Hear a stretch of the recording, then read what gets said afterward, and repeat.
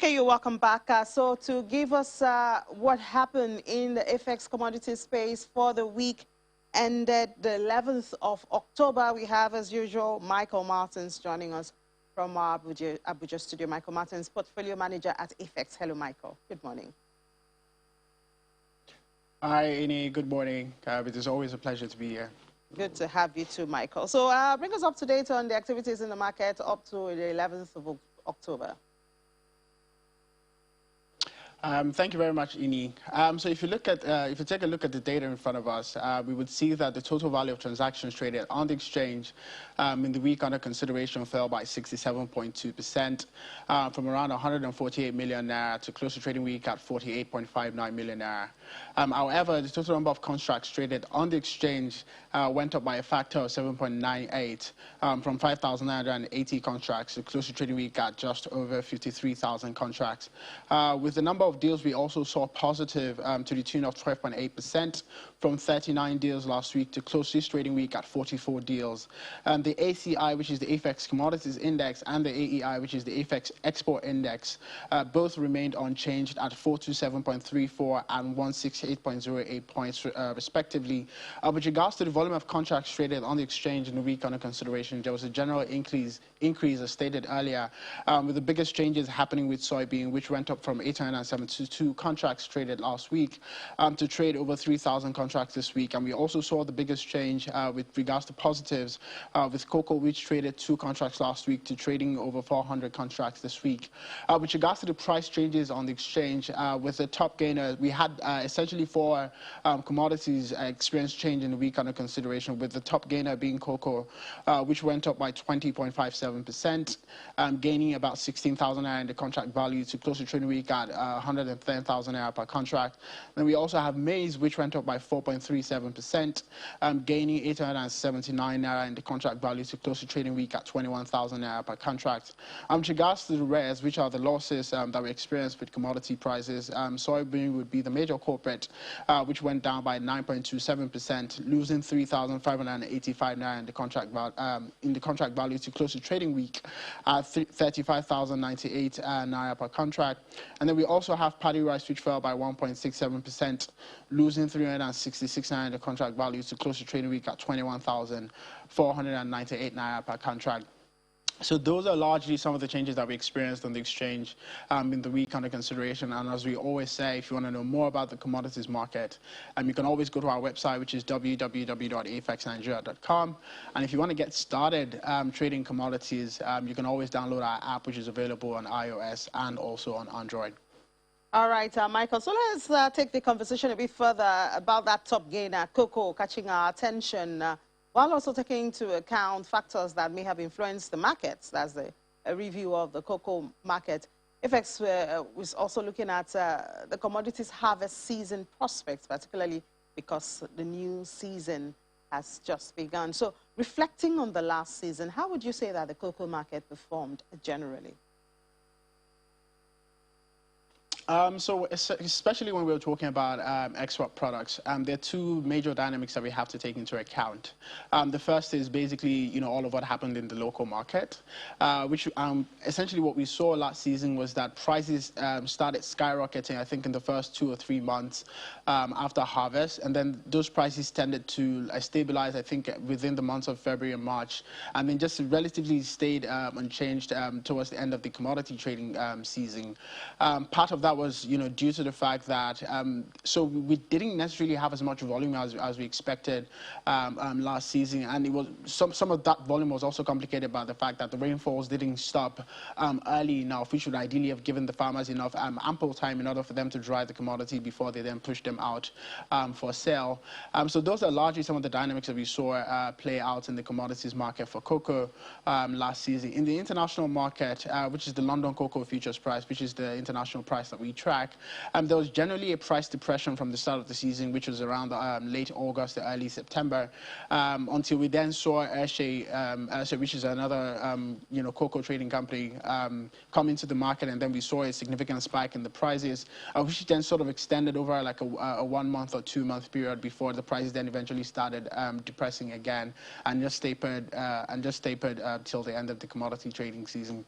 So by and large, I think the commodities markets last season did particularly well, not as well as we expected it to perform, but then we did see price increases, particularly in the first 2 or 3 months of the season, to the tune of about 20 to 30%, and that was already that was significantly profitable for people who had got into the market at that particular point in time, particularly for people who had spot contracts. So those are largely some of the dynamics that we saw play out. I think another key issue which is worth mentioning was also the fact that, and this would also more aptly affect the international market, was the fact that COVID-19 also affected consumption a little bit, not significantly, in the sense that some people, there were a lot of lockdown in Europe, which is like the major, which if not the absolute, major consumption, the people who consume chocolate the most. So we essentially saw a bit of a slight fall in demand in the international market during those months where the lockdowns were essentially strict, and then demand just tended to rise up again, I think, as the lockdowns essentially eased in most parts of Europe. Okay, so obviously the pandemic was a major variable, but other than that, were there other factors that affected the performance of the markets? So yes, I mean, so apart from the COVID-19 pandemic, which affected the price, rainfall was also another factor, and let me explain what I mean. So usually for people who cultivate cocoa, they, as much as they need the rainfall in order to cultivate so that the fruits can come out as early enough, they also need the rainfall to stop when they need it to stop, so that it can, because most of the people who cultivate the crops essentially use the traditional method, for drying the crops, which is essentially to lay them outside and then allow the direct rays of the sunlight to actually dry them. But then, due to the fact that the rainfall was essentially delayed, they could not essentially do that to the tune that they wanted to. So some of them were forced to ship out some of the commodities that they had cultivated, before they essentially lost them. So now what this does is that this significantly affects the quality of the cocoa that comes into the market for international buyers to buy. And then there's also an increased risk of mold forming with some of the cocoa that has been cultivated, due to the fact that they were not dried enough. I think another factor that also contributed to that, the price dynamics that we saw last year, was also the ports, the situation at the ports, where there were a few delays here and there, with moving commodities out of the country. And this is partly why I believe the government can also come into play to help optimize the movement of goods, particularly commodities in this case, out of the country, so that we can essentially increase the volume that we export out of the country. So there were a few issues with the ports too that significantly affected the volume that could be moved, or that were eventually moved out of the country. So I think the rainfall, the COVID-19 pandemic, and then also the port situation are some of the biggest issues that tend to affect, and then also, of course, the demand for locally produced cocoa. I think those are by and large some of the biggest factors that tend to affect the cocoa market in any given commodity season. And given the multiple market factors at play in the cocoa sector, what are your predictions for the new season?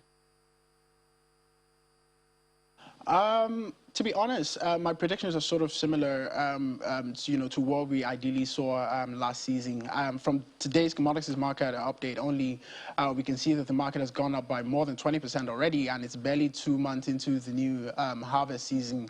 So a lot of that will continue, I think, at least for the fourth quarter of the year, and then moving on to some part of, the first quarter of next year. And that's partly due to the fact that there is a lot of demand for locally produced cocoa, there is a lot of demand for locally produced cocoa, and it is the case that there are a lot more hands vying for the same quantity of cocoa that are available in the market. So we have also had, sustained rainfall this year, which has made it a bit difficult for people who cultivate cocoa to also dry the cocoa. So for the few volumes that are being available in the market, there is a whole lot more demand, than there is, current supply available in the market. So the prices would tend to rise significantly over the coming months. I expect expect those prices to stabilize within the months of February and March, and then maybe we can start looking forward to some sort of significant decline in prices towards the second quarter of the year. So those are largely some of the predictions that we have due to sequel to the data that we have available at the firm and where we see cocoa prices going this year. And what does AFEX have planned for the markets in this new season? I mean, so a lot of what we have planned this season, sort of similar to, our core values, which is essentially providing access to finance and also providing access to markets.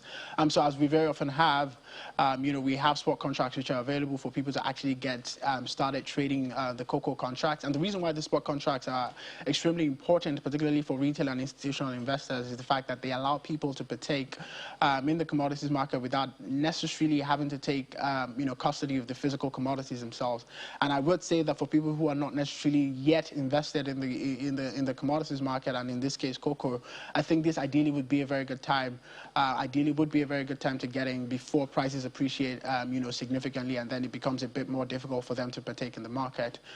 So those are largely some of the few infrastructure that we have put into place. We may eventually launch a few more financial products that would help facilitate the trading of cocoa on the exchange, but we will let you know as that materializes over the course of the commodity trading season.